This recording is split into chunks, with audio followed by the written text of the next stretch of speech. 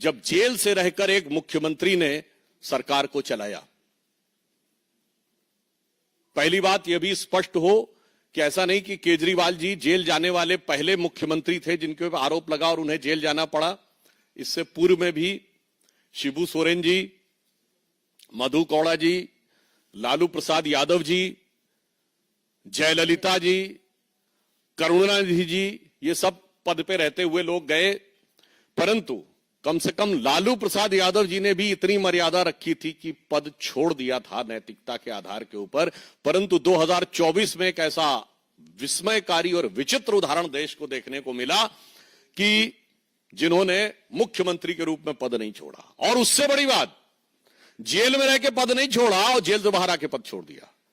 इसीलिए जो उनकी विचित्रता है वो अपने आप में इतनी विस्मयकारी है कि किसी के लिए समझना थोड़ा मुश्किल हो सकता है। आज हम आपके सामने, चूंकि अब नया वर्ष आया है, इस अंग्रेजी नए वर्ष में नित नए रूप और नित नए स्वांग रचने वाले पार्टियों में कोई और नया चित्र विचित्र उदाहरण देखने को मिले, उससे पूर्व हम याद दिलाना चाहते हैं कि आम आदमी पार्टी उस विचार के साथ आई थी कि हम नई राजनीति लेके आ रहे हैं, और आज की राजनीति में सबसे बड़ी चुनौती सारे राजनीतिक दलों के लिए जो थी वो ये थी क्राइसिस ऑफ क्रेडिबिलिटी, विश्वसनीयता का संकट।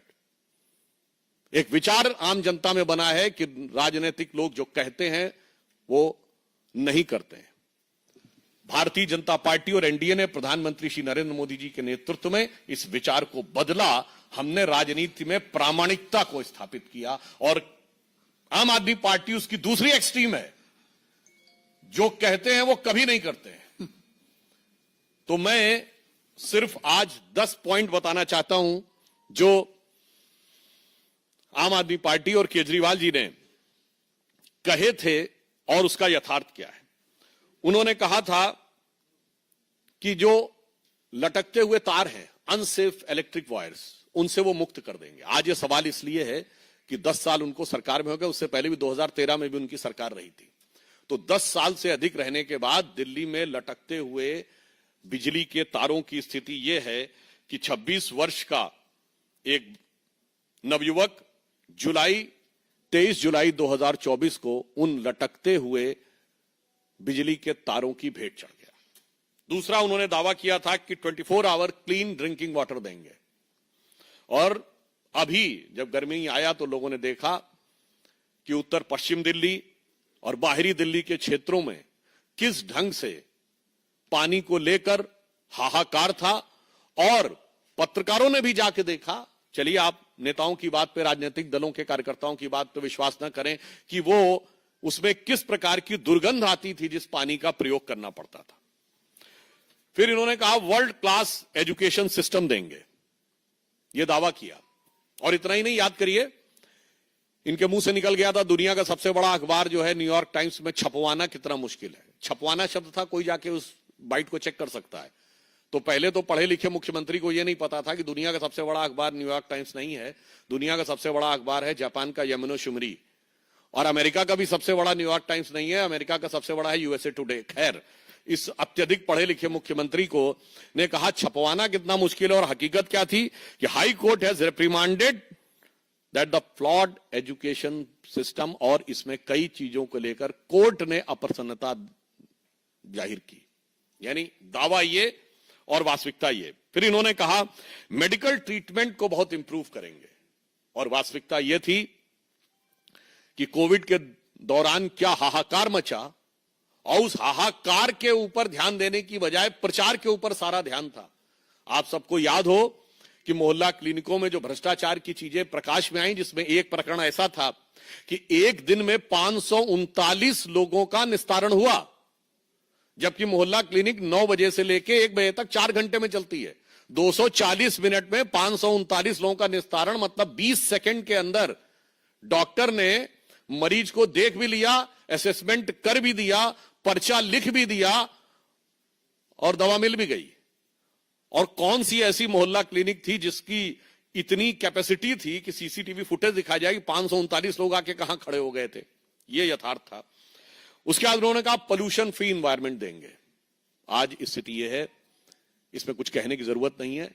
जिस तरह इस समय जाड़े का मौसम चल रहा है, हाँ, हम ये कह सकते हैं कि हम उनको शुभकामना भी देते हैं। केजरीवाल जी का स्वास्थ्य बेहतर हो गया है।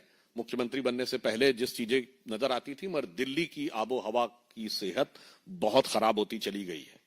इसके बाद इन्होंने कहा कि जो कूड़े के ढेर, यानी ये छठा पॉइंट है, कूड़े के ढेर, इनको समाप्त करेंगे। और आज स्थिति यह है कि कूड़े के ढेरों की हाइट बढ़ रही थी। कुतुब मीनार से कुछ मीटर की दूरी के ऊपर, कुछ थोड़ी दूरी के ऊपर जो कूड़े का ढेर है, उसकी हाइट ऐसा समाचारों में आया कि 8 मीटर तक बढ़ गई है। 7वां दावा, दिल्ली महिलाओं के लिए सुरक्षित बनाएंगे। और भारत के इतिहास का इकलौता उदाहरण, जहां किसी भी सरकार के मुख्यमंत्री आवास में उसी पार्टी की महिला सांसद की पिटाई की गई और आरोप लगा मुख्यमंत्री के ओएसडी पर। पूरे भारत में ऐसा उदाहरण नहीं मिलेगा। मायावती जी के ऊपर स्टेट गेस्ट हाउस कांड में हमला हुआ था, वो समाजवादी पार्टी की सरकार ने किया, हो तो विरोधी दल था। यहां तो सत्ताधारी दल की, अपनी पार्टी की महिला के साथ। और जो कुछ महिलाओं के साथ अन्य चीजें हो रही हैं, वो किसी से कोई छुपा हुआ नहीं है। जो चीज इनके अधिकार में, ये कहते हैं ना कानून व्यवस्था अधिकार में नहीं। अरे भाई, मुख्यमंत्री आवास के अंदर की सारी व्यवस्था तो आपके अधिकार में थी और मांगने पर सीसीटीवी भी नहीं थे। अब आप देखिए, अगला इनका था कि कच्ची कॉलोनीज जो हैं, उनको बेसिक इम्यूनिटी, जो मूलभूत सुविधाएं हैं, उनसे युक्त कर देंगे। संगम विहार में जिस प्रकार की चीजें देखने को मिली, उससे बहुत साफ है कि यह दावा बिल्कुल यथार्थ के धरातल पर चूर चूर होता नजर आ रहा है। फिर इन्होंने ये कहा था कि जो झुग्गी झोपड़ी के में रहने वाले लोग हैं, उनको स्थायी आवास देंगे। आज 1 दशक पूरा होने के बाद भी ये दावा सिर्फ हवाई दावा है, जबकि प्रधानमंत्री जी के प्रेरणा से चलने वाली योजना में 3024 फ्लैट्स अब तक कालका जी एरिया में झुग्गी झोपड़ी के लोगों को दिए जा चुके हैं। हम जो कहते हैं वो करते हैं, और जो वो कहते हैं वो कभी नहीं करते। अब यमुना की सफाई, आप सभी को पता है, उनका वीडियो भी अवेलेबल है कि यमुना की सफाई कैसी करेंगे, कि वो नहा के दिखा देंगे। और आज स्थिति है कि वो पास जाने में भी हिचकते हैं। यमुना की झाग वाली फोटोएं आप सबने देखी। अतः ये 10 पॉइंट हैं जो हम लोगों ने कहे कि केजरीवाल जी के दावे। एक, बिजली के तार। दूसरा, क्लीन ड्रिंकिंग वाटर। तीसरा, वर्ल्ड क्लास एजुकेशन सिस्टम। चौथा, स्वास्थ्य की बेहतर सुविधाएं। पांचवा, पर्यावरण प्रदूषण। छठा, गंदगी के ढेर। सातवां, महिला सुरक्षा। आठवां, कच्ची कॉलोनियों में बेसिक फैसिलिटीज। और नवां, झुग्गी झोपड़ी के लोगों को मकान। और 10वां, यमुना की सफाई। ये तो नहीं किया, मगर काम ऐसे अद्भुत किए हैं कि भारत की राजनीति में उदाहरण न मिले। देखिए, नई राजनीति के लिए जो लोग आए थे, इन्होंने एक ऐसा उदाहरण दिया कि इनकी सरकार के मंत्री तो जेल में रहे, मंत्रियों को आपने बहुतों को देखा होगा, इनके पार्टी और सदन में टॉप पद पर बैठा हुआ हर व्यक्ति किसी न किसी भ्रष्टाचार के आरोप में जेल गया। मुख्यमंत्री के रूप में केजरीवाल जी, उप मुख्यमंत्री के रूप में सिसोदिया जी, और संसद में इनके नेता सदन संजय सिंह जी। सोचिए, deputy CM, CM and leader of the house in leader of the party in parliament, तीनों। अच्छा, और देखिए, अलग अलग प्रकार के आरोप। ऐसे आपने विविधतापूर्ण भ्रष्टाचार कभी नहीं देखा होगा। ये तीनों शराब के घोटाले में गए, तो स्वास्थ्य मंत्री सत्येंद्र जैन जी हवाला के मामले में, अमानतुल्लाह खां वक्फ बोर्ड में घोटाला करने के मामले में, तो अभी अभी इनके एक नरेश बालियान जी माफिया के साथ लिंक के मामले में, तो बहुत पहले इनके एक मिस्टर तोमर थे जो फर्जी डिग्री के मामले में, और यहां तक कि इनके एक विधायक के ऊपर यह भी आरोप था, उनकी पत्नी ने आरोप लगाया, हम नहीं कह रहे हैं कि वो अपने कुत्ते से कटवाते थे। तो मुझे लगता है कि इतने प्रकार के विविधतापूर्ण भ्रष्टाचार के आरोप इतने कम कालखंड में किसी पॉलिटिकल पार्टी में नहीं लगे होंगे, जिसका उदाहरण आम आदमी पार्टी ने प्रस्तुत किया है। और पंजाब में इनके 2 मिनिस्टर जो हैं वो आरोपित हो चुके हैं, और मुख्यमंत्री के ओएसडी के ऊपर अपनी पार्टी की सांसद के साथ मारपीट का उदाहरण आपको खूब सर्च करिएगा, मुझे लगता है भारत के इतिहास में नहीं मिलेगा। इसलिए हम बहुत साफ साफ ये बात कहना चाहते हैं कि दिल्ली की जनता अब नित बदलते हुए इस स्वांग को पूरी तरीके से समझ चुकी है और इसलिए मैं एक पंक्ति में कहना चाहूंगा आम आदमी पार्टी के लिए और उनके संयोजक केजरीवाल जी जो कवच ला रहे हैं, वो कवच में तो लगता प्लास्टिक के बराबर भी स्ट्रेंथ नहीं है। और आप यह भी बात समझिए, ये नई राजनीति क्या है? नई राजनीति नहीं है, वही पुरानी कांग्रेस वाली राजनीति है। वहां सुपर पीएम सुनते थे, यहां सुपर सीएम है। वहां भी प्रधानमंत्री कार्यालय से सत्ता नहीं चलती थी, यहां मुख्यमंत्री कार्यालय से नहीं चलती है।